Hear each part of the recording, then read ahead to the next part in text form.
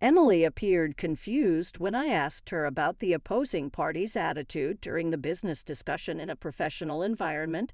"Henry, is this your first time?" she inquired. "You have to brush off this kind of joke when it's for a woman." I wanted to scratch my head at the excuse-like tone she used. "Oh, I apologize. I was joking," I said. "It was a joke."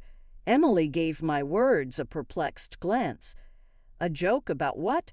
I told her the truth after noticing her bewilderment. "I'm not a newbie assigned to sales." My disclosure caused Emily's eyes to widen. "Henry is my name. My age is 42 right now. A young, pretty woman is standing in front of me. She is 29 years old and goes by Emily. Her almond-shaped, double-lidded eyes are especially captivating, and her face is petite yet has distinguishing features. She has a fantastic physique and a slim body. I kept my eyes on her face and smiled gently, trying not to look too much. The thing is, while you were on leave, Henry from the regional branch was assigned to the main office's sales department," remarked Chris, our sales manager. "He went on to say, and I'd like you to take him along on your sales calls to Emily." Emily scowled. Come with me, would you? Since I've just been here a year, I believe it would be more advantageous to watch the senior staff." Chris interrupted her before she could say anything more. "He's watched a number of salespeople over the last 3 days." "Yes, Henry?" When asked, I smiled and nodded, saying, "Yes, I have learned a lot. Everyone agreed that you are great, so I would love to go with you." I bowed, trying to sound as excited as I could. Emily appeared to be humbled. "Oh, great is exaggerated. Stop that, please." Her agitated response was endearing as well. "You indicated that driving in the area you're visiting today is challenging due to the large number of one-way streets, correct? Could you enlist him, even if only as a driver?" Chris inquired. She couldn't possibly turn down Chris's plea. "Understood," she grudgingly responded. She still seemed a little reluctant for some reason. As she apologized for taking 3 days off at the start of the new fiscal year, she lowered her long eyelashes.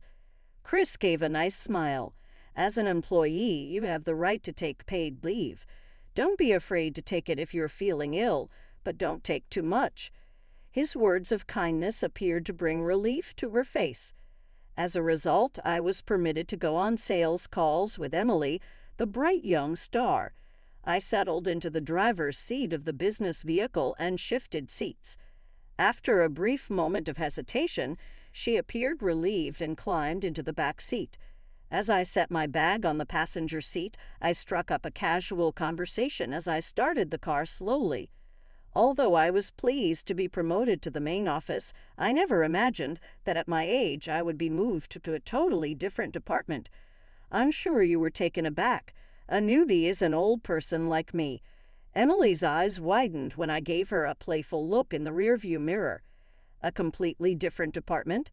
I nodded. "I worked in the branch office's accounting department. I was genuinely surprised to go from a boring accounting position to our company's glitzy sales division." Her face brightened when I chuckled. "Bookkeeping. You worked in accounting, right?" "Actually, my career goal was to work in accounting." Her words made me raise my eyebrows. "Really? And yet you were assigned to sales? You must have been outstanding during training. That's amazing." When I said that, she looked down. "I'm not that great," she replied, sounding downcast. I smiled to encourage her. "Sales is the star department of our company. Being selected for it is impressive. Have confidence in yourself." However, Emily's expression didn't brighten. Just then, we entered a narrow alley. "From here, the road is filled with complex one-way streets," I noted, focusing on driving. Our conversation came to a halt, and during the pause, Emily took a mask out of her bag and quietly put it on. "Oh, do we need masks? I should have one." Thinking it might be a courtesy requirement, I mentally checked my belongings, but I was sure I had one. However, Emily shook her head. I was off sick until yesterday. I might pass it on to the client." Her voice was clear, without any nasal sound or flame. Feeling a bit puzzled, I parked the car in the designated lot and turned off the engine. We both got out of the car and walked towards the client's company. After about a minute, a large office building came into view. Emily, walking a bit ahead, suddenly stopped. Wondering what was wrong, I was about to ask, but she had a tense expression and didn't look like she wanted to be spoken to. Remaining silent, she took a deep breath and said, "Let's go," entering the building with determination. After checking in at reception and waiting for a while, a tall, slender man appeared from the elevator. "Emily, long time no see," he called out, raising his hand. He seemed a bit frivolous but was handsome. Emily bowed deeply. "I'd apologize for not being able to visit the other day." The man waved his hand dismissively. "No worries. More importantly, are you okay? If I had your personal contact info, I could have visited you." I frowned slightly. "Oh no, a visit is too much. I'm sorry for causing a delay in the delivery schedule," Emily continued, still bowing. "It's fine. Your boss suggested sending someone else, but I insisted on you. Let's go to the meeting room I've reserved." Only then did the man acknowledge my presence. "Oh, is this person with you?" Emily nodded. "This is Henry, who recently transferred. He's accompanying me as a driver today. Henry, this is Alex."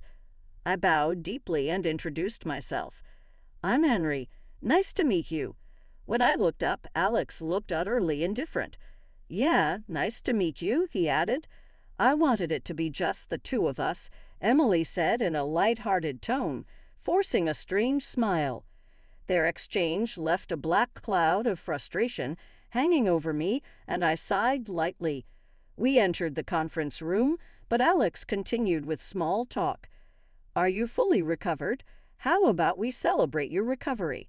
I'd love to have you treat me sometime, just the two of us.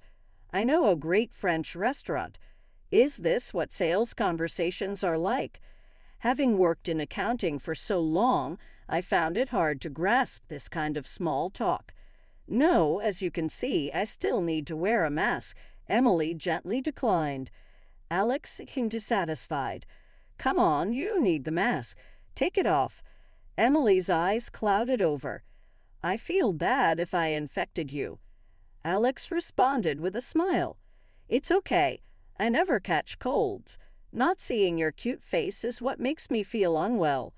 He seemed to think he was joking, but Emily clearly wasn't amused.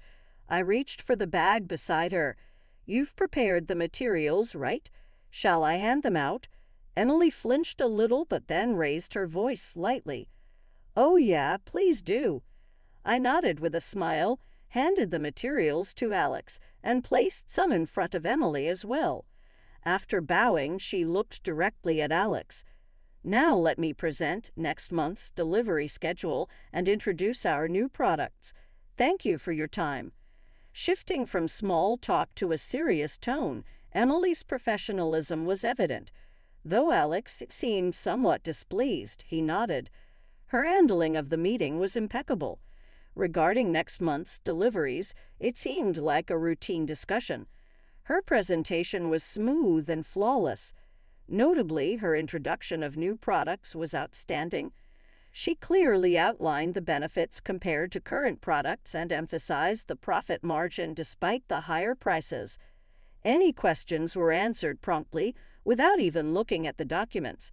It was proof she had thoroughly studied the materials. After completing her explanation, Alex seemed inclined to consider her proposals positively, signaling the end of the meeting. "But then, Emily, you know you lack assertiveness." Alex's comment made the room freeze slightly. "I think you should use the assets you have. If you did, you'd have me wrapped around your finger." Unable to bear his lecherous gaze, I stepped in. "What assets are you referring to?" My blunt question made Alex frown. "What?" Feigning ignorance. I smiled. "If there are such assets, I'd love to know." Alex's face darkened with annoyance. Never mind, it's not important. As his mood soared, I stood up abruptly. My apologies. Shall we go, Emily? We have a tight schedule ahead, right? Emily, startled by my abruptness, stood up as well, her eyes wide. Oh, yes, she stammered. I bowed deeply to Alex and said loudly, "Thank you very much for today. It was very educational," and turned to leave. "Well, excuse us." Emily hurriedly followed me out of the conference room. "Oh, wait, hold on." I thought I heard Alex's confused voice, but we kept walking, bowing to the receptionist and briskly heading to the parking lot. Once in the car and out of the maze of one-way streets, I let out a big sigh. Wow, what was that all about? Emily knitted her eyebrows in confusion at my question. "What do you mean?" "I mean Alex's attitude. It looked like harassment to me." Emily's eyes widened for a moment, then she quickly looked down. In that brief moment, I thought I saw her eyes glisten. "Oh, that's an exaggeration. That's normal." I opened my eyes wide in disbelief. Normal? What's normal about that? Asking for a private dinner, wanting to visit you when you're sick, and staring at you. That's not normal. She remained looking down. Not normal. Her shoulders were trembling slightly. That kind of conversation doesn't belong in a business setting. When I said this firmly, Emily faced forward. "In a business setting, Henry, this is your first time in sales, right? We women have to brush off this kind of joke." Her excuse-like tone made me want to scratch my head. "Oh, sorry, I was just kidding." Emily looked puzzled at my words. "Kidding about what?" Seeing her confusion, I revealed the truth. "I'm not a newbie assigned to sales. I'm sorry for deceiving you. Chris asked me to." I then explained to her how Chris had asked me for a favor 3 days ago. 3 days ago, I started my new role at the main office, making rounds to greet each department. In the sales department, I reunited with a familiar face. "Henry, long time no see. It's been 12 years. I was welcomed by a beaming Chris. I felt my eyes water as I bowed deeply. "Chris, it's an honor to see you. I heard you became the sales department manager. That's impressive." Chris laughed and patted my back. "What are you saying? You're younger than me, and you came back as the accounting manager." I scratched my head at his words. Accounting isn't popular. They needed someone for the young leadership policy, and I was just the right fit, though I did work hard. 12 years ago, I worked at the main office and was transferred to a newly established regional branch. The accounting department consisted entirely of part-time employees, making me effectively the head of accounting there. I lamented what seemed like a clear demotion. During that time, Chris, who was the ace of the sales department back then, encouraged me. Despite often interacting with the sales department over receipts, our company's sales department was the star, while accounting was a dull and unremarkable department. There was a tendency to look down on us, making interactions with sales uncomfortable. But Chris was different. He treated me kindly and often took me out for drinks, not charging them to the company but splitting the bill. He laughed at my seriousness, but it seemed that was one of the things he liked about me.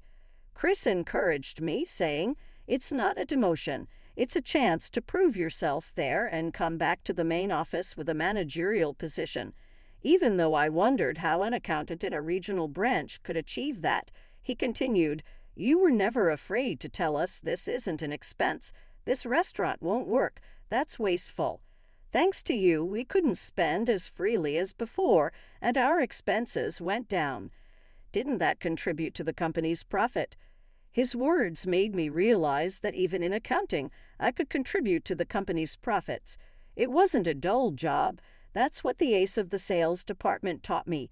I continued working at the regional branch, obtaining my tax account certification. With a better understanding of taxes, I could help with tax savings and improve accounting efficiency. We no longer needed the outsourced tax accountant, making it highly cost-effective for the company. Those achievements, combined with the company's policy of promoting younger employees, allowed me to return to the main office as the accounting department manager. Of course, in this company where sales is the star department, accounting is female-dominated with high turnover, which is why there was an open position for me. While I believe my skills still need improvement, a manager is still a manager. Chris welcomed me with a smile, glancing at a particular desk and frowning slightly.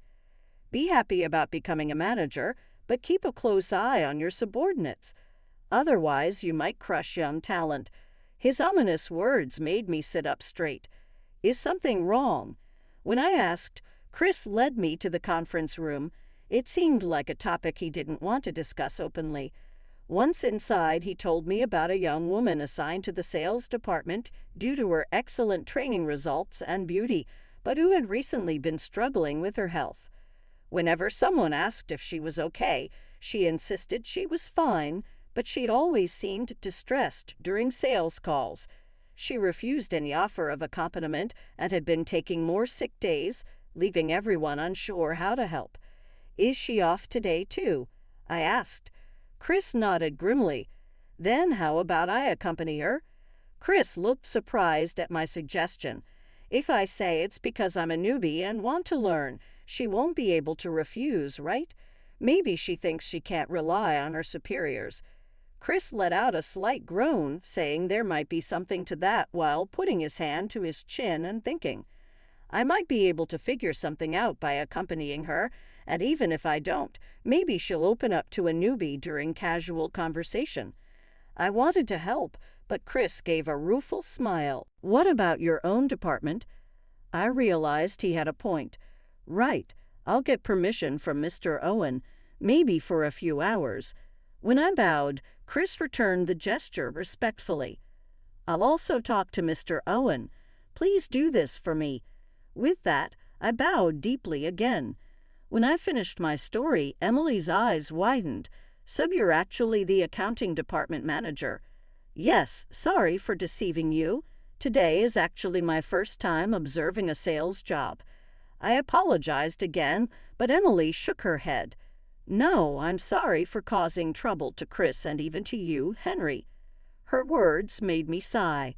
There's no way it's a bother when a valuable subordinate is in trouble. It's more painful if you don't ask for help. But your health issues aren't just a cold, right? Emily hesitated, but then nodded slightly. I'm receiving medication from a psychiatrist, but sometimes I just can't get up in the morning. She explained that it always happened on days when she had to visit a company where Alex was present. Once I fall ill, it's hard to recover. I'm sorry, it's nothing serious. I just need to be stronger. Her words made me furrow my brows. Why do you think that way? Emily's eyebrows drew together. I've always been told that with a face like mine, I shouldn't take teasing so seriously, she said.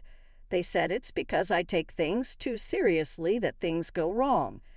She seemed to have struggled with her appearance since childhood, especially someone like me. They said I shouldn't rely on my superiors. Now that I'm an adult, I should solve things on my own. Her words pained me deeply. Your appearance has nothing to do with it. It's the manager's job to take responsibility and solve problems. When something happens, please talk to us. Emily's voice trembled with tears. What should I say if I take such casual remarks seriously and complain? They'll just call me paranoid. Suggesting business dinners or asking for my personal contact information could just be their way of wanting to build a smoother business relationship. It was painful to watch her struggle. You've been told that in the past, haven't you? Tears finally spilled from Emily's eyes, large and glistening. If I just endure it, everything will be fine. My performance isn't bad. I'm contributing to the company. I just need to be stronger. I sighed softly. I'll report this to Chris along with my observation. I actually recorded a bit of our conversation. Emily turned pale at my words. Don't worry, I won't make a big deal out of it. From my perspective, it was harassment, and it's understandable that you're struggling. but Chris might see it differently. I just want to confirm." Emily seemed to wrestle with her emotions silently for a while, but eventually nodded slightly in resignation. 2 weeks later, I asked Emily, "Had you finished the check?" Emily looked at me with a bright smile. Yes, there were no mistakes. Seeing her lively expression, I couldn't help but smile back. That day, when I returned to the office and reported to Chris, he was furious, but then he immediately turned his anger inward. I should have been more attentive.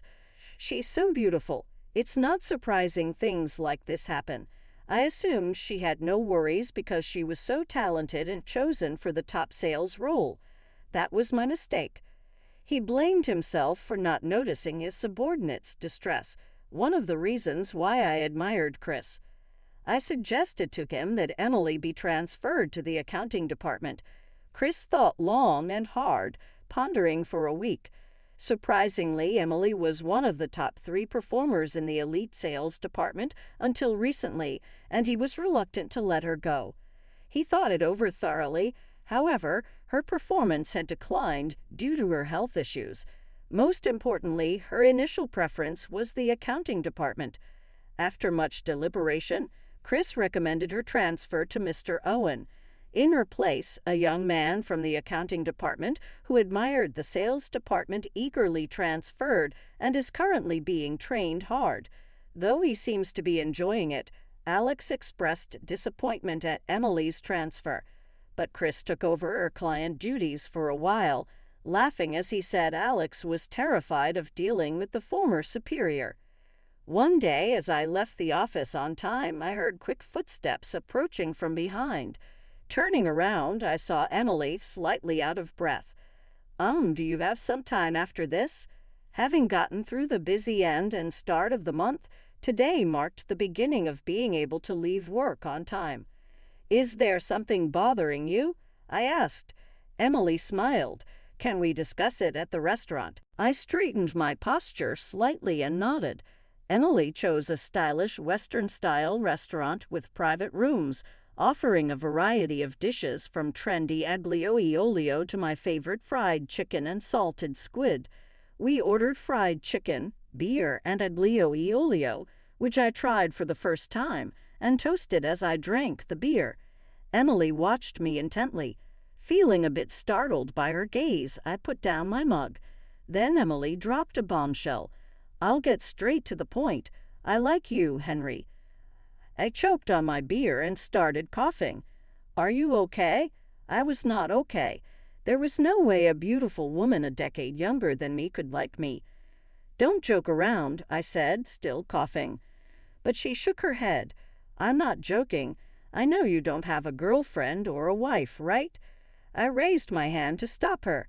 "Please stop teasing this old man. I don't have much immunity to it, especially since I was just dumped." In reality, while at the regional branch, I grew close to a part-time employee. However, when my transfer to the main office was confirmed, she decisively ended things. She wasn't willing to leave her hometown. "You had a girlfriend? That's a bit shocking. But that means now is my chance, right?" Her sudden assertiveness was surprising. So I glanced at her beer mug. It was still nearly full. "I'm not drunk. I'm serious. Chris told me you better hurry. There are many women eyeing him, so I had to make my move." I was astonished to learn that Chris had been encouraging her. "Chris knows too." When I confirmed, she nodded with a smile. "Yes, he told me to ask him to be our matchmaker." I held my head in my hands. Is it not possible? This isn't a joke or impulsiveness. Among all the men I've met, you're the one I trust the most. No one makes me feel as safe as you do. You were the first to look past my appearance and acknowledge my struggles. I had tried hard not to stare, but was that enough to be the one she wanted? With her tearful eyes pleading with me, I couldn't bring myself to refuse. I gulped down my beer in one go. After being dumped, I thought I was done with marriage, but you never know where fate will lead you. Honestly, I'm still healing, and I never considered you a romantic option due to our age gap. But maybe we could take things slow. Trying to show some adult composure and not appear desperate, I replied, but she tapped the table impatiently. I want to get married soon. I can't wait. Trying to maintain my composure was one of the hardest things I had ever done in my life. Several years later, it hurts, but I'll do my best. It hurts holding Emily's hand as she endured the pain. I encouraged her with all my might. You can do it. I can't do much but cheer you on, so keep going. I handed her some water, feeling frustrated at my inability to help more. Since that day, we nurtured our love and got married. Now, at my age, I was about to become a father. Chris, who indeed served as our matchmaker, had asked for a photo of the baby as soon as it was born. Today, he had the day off from work. I wondered if he was eagerly waiting for it. As Emily bore down, Dr. Smith instructed her to relax, and soon our tiny baby let out a vigorous cry. Tears naturally welled up in my eyes. "Thank you, Emily. Thank you so much." I expressed my gratitude. Emily smiled tiredly. "I'm happy to be having your baby. I'm sorry it was so hard." Indeed, she had gripped my hand tightly and clung to me, saying she wanted to give up. But it wasn't hard at all. Whatever she did to me, it wasn't hard compared to what she went through. When I honestly shared my feelings, Emily grinned. "I want at least 2 more kids, so we'll have to go through this 2 more times." I nodded with a smile while Emily received postpartum care. I was ushered out of the delivery room and sent a photo to Chris. He responded immediately. He had indeed been waiting anxiously. His congratulatory message brought tears to my eyes. I'm surrounded by wonderful people.